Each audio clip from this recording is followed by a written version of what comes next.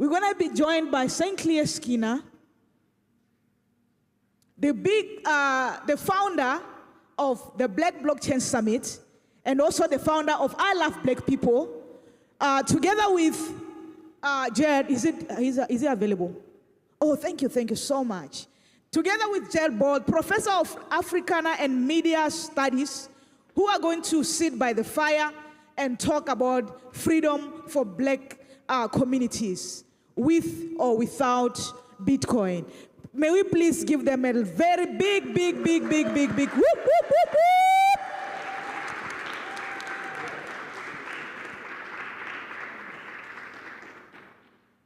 All right. Just want to thank everyone, and this has been awesome so far, and just want to thank all the people whose name you may not know who actually have made this so possible. We wouldn't be here without all of you, and I just want to say, just the energy that comes from this comes from someplace that is just beyond the individuals, is actually something bigger, and I think this panel is a way to kind of almost reset. You know, I saw some of Dr. Ball's work early, and his critiques were so helpful in us understanding how sometimes the things that we believe or we spend a lifetime trying to build, some of that stuff just ain't true. It's a lie. And sometimes it's hard when you spend a whole life doing something to admit that you spent years and years doing something that when you get to the end of it, it really wasn't what you were told, what they told you would happen. So I'm just so thankful that Professor Ball has come, and we're going to have a conversation really about something even more fundamental than even when we talk about money or even Bitcoin. It really talks about how we as a community, as people globally, how should we interrelate to each other? And sometimes we use capitalism as the foundation, but I'm not going to say capitalism is the devil, so I'm not going to get into people's religious things. But there's some real fundamental things that no matter what you do with it, it's still going to just help maybe two people. And there's a lot of myths out there, and Dr. Ball has a book talking about some of these myths. And one of those myths you often hear is that, black folks got $15 trillion. And there's this thing about how much money we spend. And he really deconstructs it in a way that's super helpful, because the technology is not going to save us. We're going to have to save ourselves. So no matter what we're talking about, if we don't get our orientation right, we're going to end up someplace with some technology that looks just like the place we started in. So we don't want to do that Moses in the wilderness thing, grabbing on to this new technology, doing the same circle behavior instead of getting to where we say we want to get to. But he definitely speaks for himself. He does an incredible job. They have some multimedia. He definitely needs to share with y'all some of the stuff that, every day they present so much information. I subscribed last year, let me just, one more thing. Dr. Ball's come with us on multiple occasions to support the summit, and I just want to just tell him thank you in front of all y'all. So humbly, Dr. Ball, give it to him, and with all the love you got.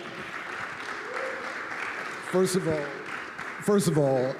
good afternoon, everybody. Peace. Good afternoon, everybody. It's always an honor to be back at Howard University, even though it is the lesser of the area HBCUs. Coming down here from Baltimore, from HBCU, from Morgan State, it's a long way down to. No, I'm just playing. Go HU, yeah. Go Lions, go Bears, go everybody.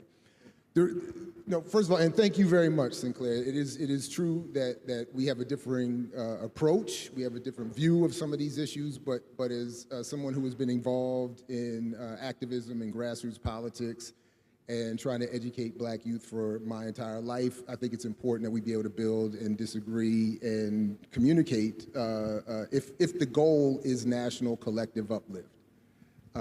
So my work is just basically the argument around mythologies around the history of developing from the top down, from the political and economic elite of the society, saying, how are we going to deal with black people who are nominally free after enslavement?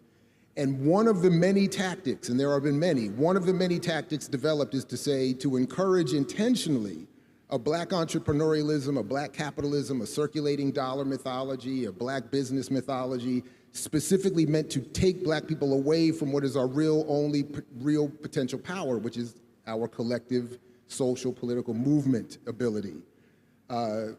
So in looking at that work as a media scholar, Africana studies scholar, as an activist in this very city for many years, the mythology permeates all aspects of the black political spectrum, from the most radically left, where I spend most of my time, to more conservative and even right-wing spaces.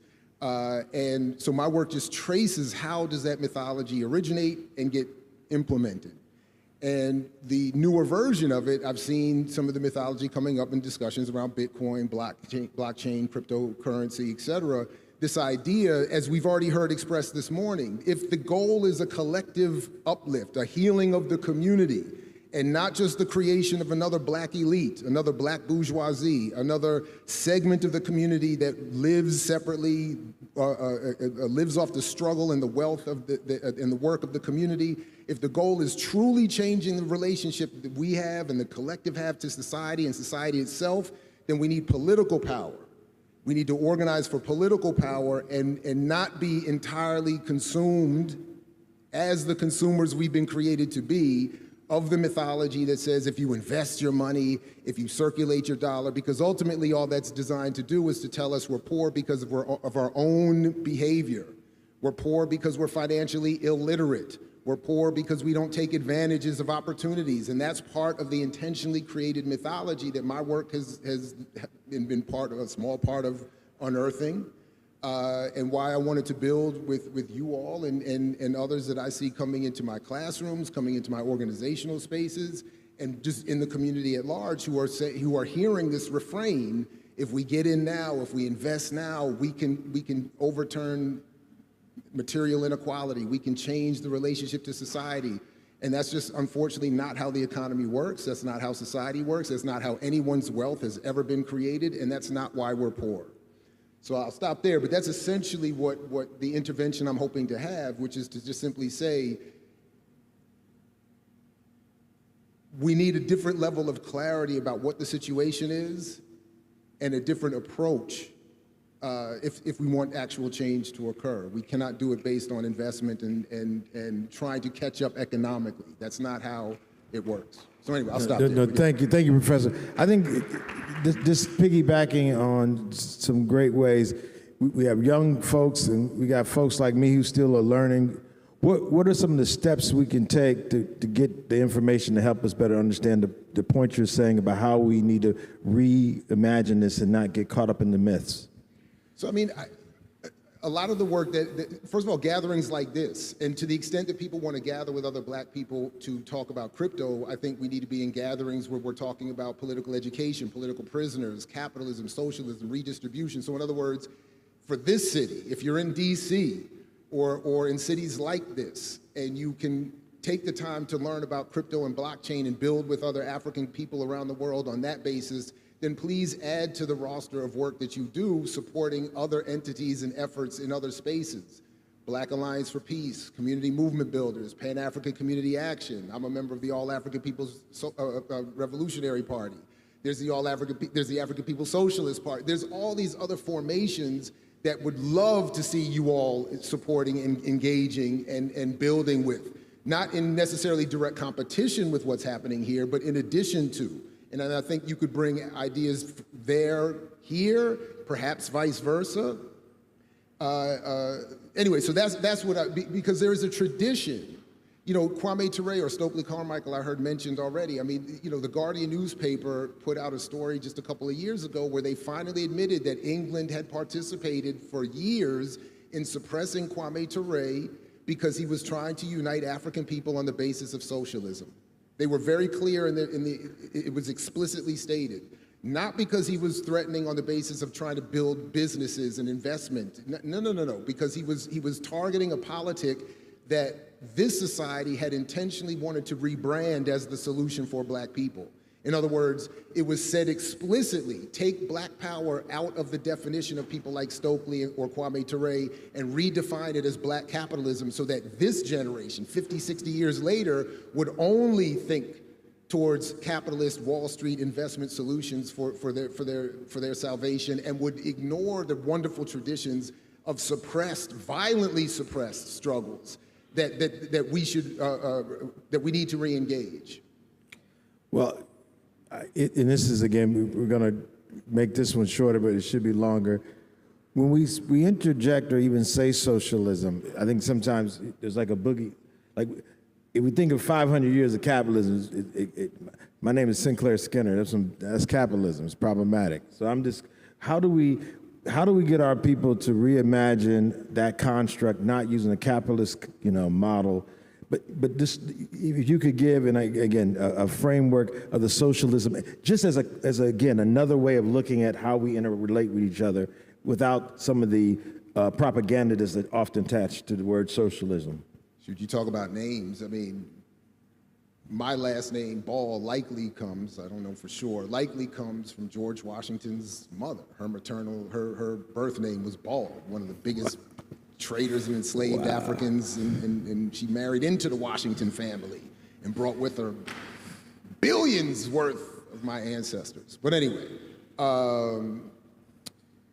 listen, part of my work really is about the intense levels of effort that this society, more than any other, this country, the United States, is the most heavily sophisticated, propagandized society in the history of the world. This society has since the Second World War spent endless resources, not just in military warfare, but studying how to manipulate public opinion, shape consciousness, shape our identities, manipulate us, as they say, at every level with full spectrum dominance, even before birth, targeting us with messaging. We do not fully understand or appreciate the levels of psychological warfare we have been suffering.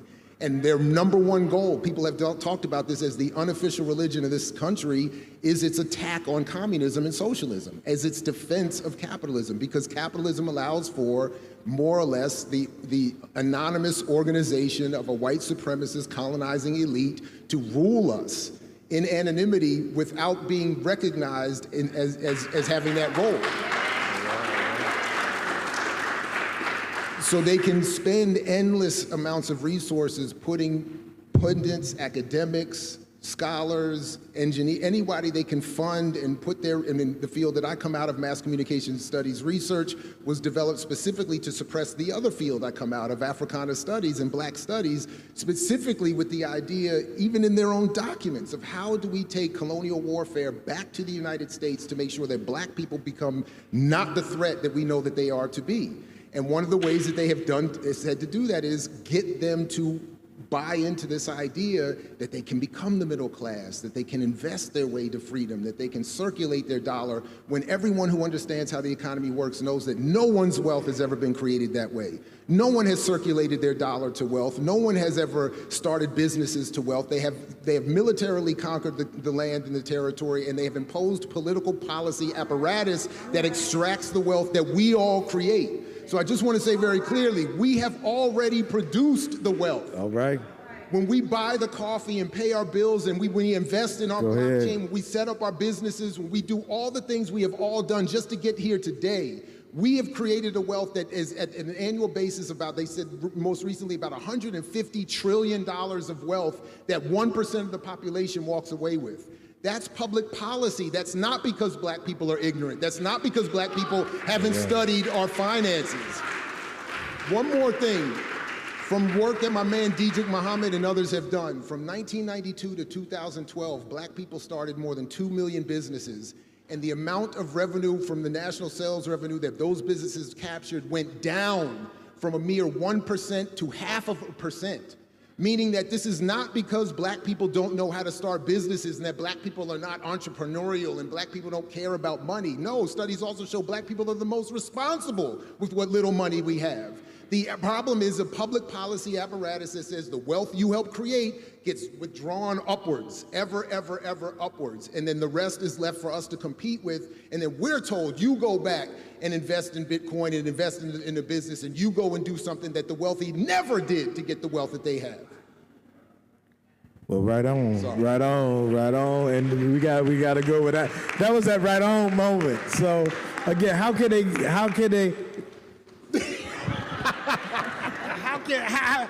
get more, talk more to you and get some of this information about this? Listen, I'm not hard to find. I mix what I like for all of my stuff. Please subscribe to my comrades' work at blackpowermedia.org. We have a whole crew of people doing things from a variety of perspectives. It's not just me. You don't have to worry about just hearing from me.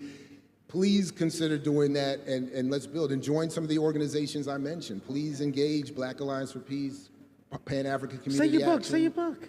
My book is The Myth and Propaganda of Black Buying Power. I have a couple copies. I'll give them away that you can get them. It's not even about the sale. If you hit me up, I'll get you a copy. It's not that deep. But please engage, and really, man, thank you very much, man. I really appreciate being able to build and join you all. So thank you all very much. Thank you, Reverend Ball. All right, right on, y'all. What a wow.